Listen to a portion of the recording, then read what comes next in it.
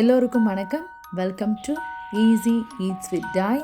இந்த வீடியோவில் crispy crunchy அதே சமயம் ஒரு சுவையான டைமண்ட் கட் எப்படி செய்யலாம்னு சொல்லிட்டு பார்க்கலாங்க. ஒரு கப் ப்ளைன் ஃப்ளோர், அரிசி மாவு 1/3 கப், 1/4 கப்புக்கும் கூடுதலாகவும் 1/2 கப்புக்கும் குறைவான அளவு.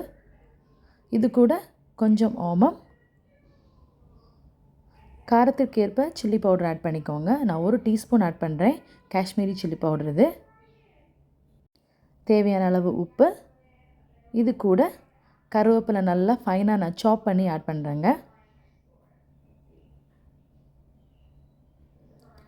இனி இதெல்லாம் சேர்த்து நல்லா மிக்ஸ் பண்ணி எடுத்துக்கலாம்.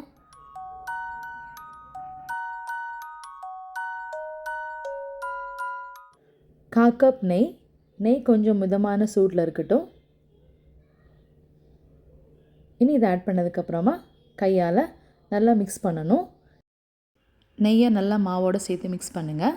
அதுக்கப்புறமா கையால் இப்படி பிடிச்சு பார்க்கும்போது நல்லா கொஞ்சம் உருண்டையாக வந்துச்சு அப்படின்னா நெய்யோட அளவு கரெக்டாக இருக்குதுன்னு நம்ம புரிஞ்சுக்கலாம். மிதமான சூட்டில் 1/2 கப் அளவுக்கு நான் தண்ணி எடுத்துருக்கிறேன். இது நம்ம ஃபுல்லாக ஃபஸ்ட்டே ஆட் பண்ணக்கூடாது. கொஞ்சம் கொஞ்சமாக தெளித்து விட்டு ஆட் பண்ணி பூரி மாவுக்கு பசு எடுத்துருக்க மாதிரி ரொம்ப நல்லா கட்டியாக பசு எடுத்துக்கலாம். 1/2 கப் தண்ணி எடுத்தாலும் அதை நான் ஃபுல்லாக ஆட் பண்ணல.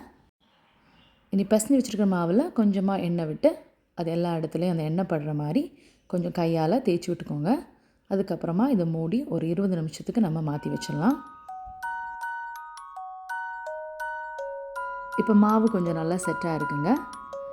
இருந்தாலும் கையால் ஒரு தடவை கூட நல்லா பசஞ்சு எடுத்துக்கோங்க.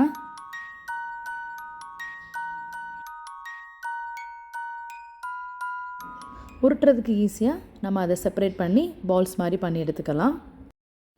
மாவு கொஞ்சம் திக்காக இருக்கனால கையால் இப்படி நீங்கள் ஷேப் பண்ணிக்கோங்க. கொஞ்சம் ப்ளைன் ஃப்ளோரை அதில் கொஞ்சம் தூவி அதுக்கு மேலே நம்ம இனி மாவை தேய்ச்சி எடுத்துக்கலாம். ஈஸியாக இருக்கும் பண்ணுறதுக்கு. டைமண்ட் கட் பண்ணுறதுக்கு சப்பாத்திக்கு நம்ம எவ்வளோ திக்னஸில் தேய்ச்சி எடுப்போமோ அதே திக்னஸ் போதும். இனி ஒரு நைஃபாலேயோ இல்லாட்டி ஒரு பிஸா கட்டுறதுனாலையோ நம்ம இதை இப்படி லைனாக போட்டு அதை டைமண்ட் ஷேப்புக்கு கட் பண்ணி எடுத்துக்கலாம்.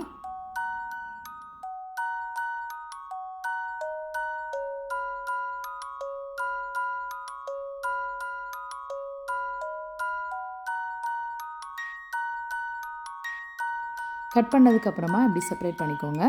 நைஃபால் பண்ண முடியாட்டி ஒரு தோசை கரண்டி வச்சு கூட நம்ம ஈஸியாக பண்ணிக்கலாங்க.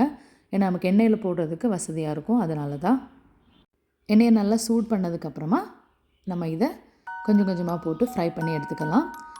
இதை போட்டதுக்கப்புறமா நான் ஃப்ளேமை கொஞ்சம் குறைச்சி வச்சுக்கிட்டேன். நெய் நல்லா ஆட் பண்ணனால நல்லா கொஞ்சம் பஃபியாக வரும். அதே சமயம் நம்ம அரிசி மாவு ஆட் பண்ணியிருக்கிறோம், ஸோ நல்லா கிறிஸ்பியாகவும் இருக்கும்.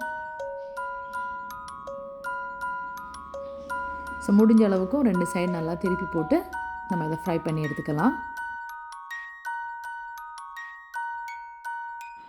அவ்வளோதாங்க, நல்ல சூடான சுவையான கிறிஸ்பியான டைமண்ட் கட் ரெடி. நீங்களும் இந்த ரெசிபியை ட்ரை பண்ணி பாருங்கள். இந்த வீடியோ பிடிச்சிருந்தா லைக் பண்ணுங்கள், மறக்காமல் சப்ஸ்கிரைப் பண்ணுங்கள், உங்கள் ஃபேமிலி அண்ட் ஃப்ரெண்ட்ஸ் எல்லாருக்குமே ஷேர் பண்ணுங்கள்.